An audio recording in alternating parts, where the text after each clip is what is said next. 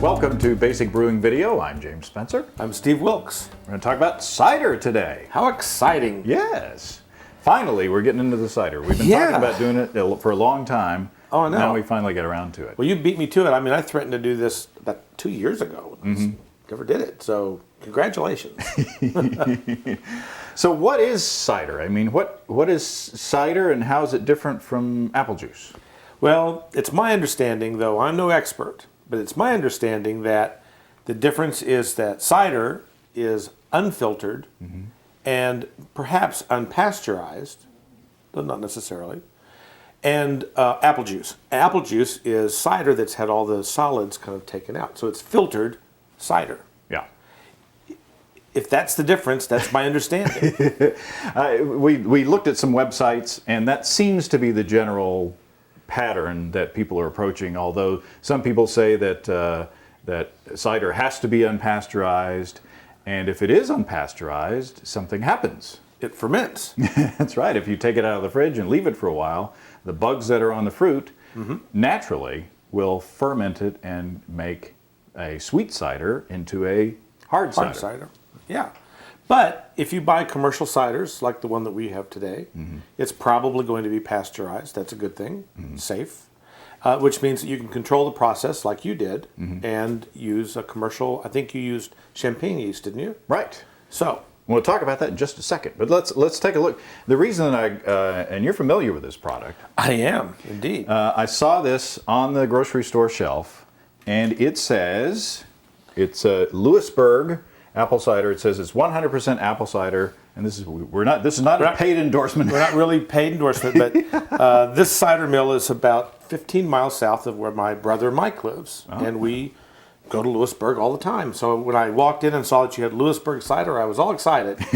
So well, it says it's unfiltered, no preservatives, sweetener, nor additive of any kind. Right. 100% apple cider, and according to this, but it's pasteurized. A best value. Yeah, of course. Compared to what? Compared to what?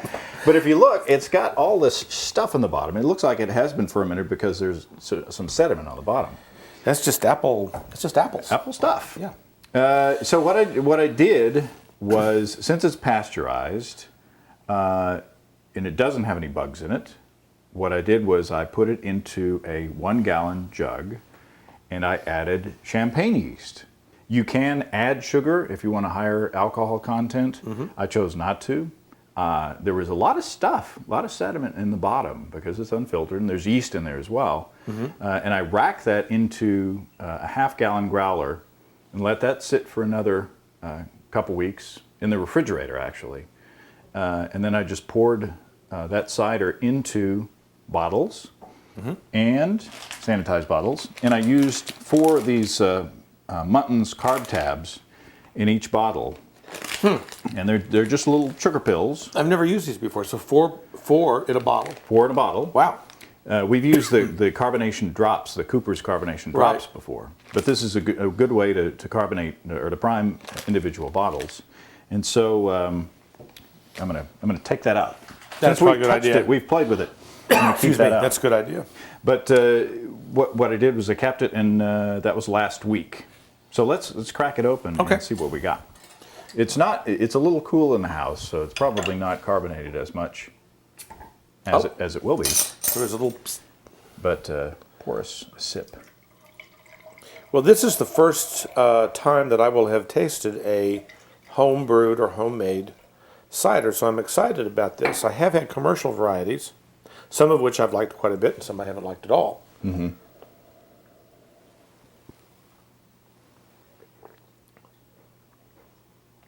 It's very nice. It's very refreshing. It could stand to be a little bit more carbonated, but I think that will come. Yeah, and it's very dry. It's still appley, but there's a bit of an astringency to it.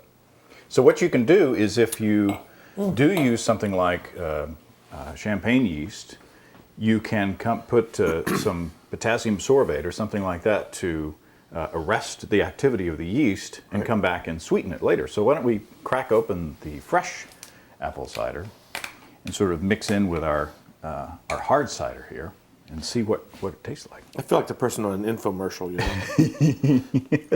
We don't have the audience. Gosh, here. You can do that? What do you think about it like that? Yeah, Just for why not? giggles. Giggles. Giggles. Giggles. Foster Brooks. Cheers, by the way. Cheers.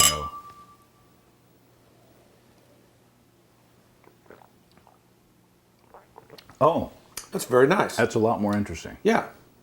So back sweetening it a little bit with the natural juice. Right, and you'd want to retard the activity of the yeast, because if you don't put something like a potassium sorbate or something like that in there, the yeast is going to keep on working and ferment it out some more.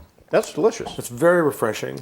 Another thing that you can do is you can try different types of yeast. That's what I was going to ask you, and I was thinking about how the different beer yeasts treat the beers differently, and we've done that with meads. Yeah.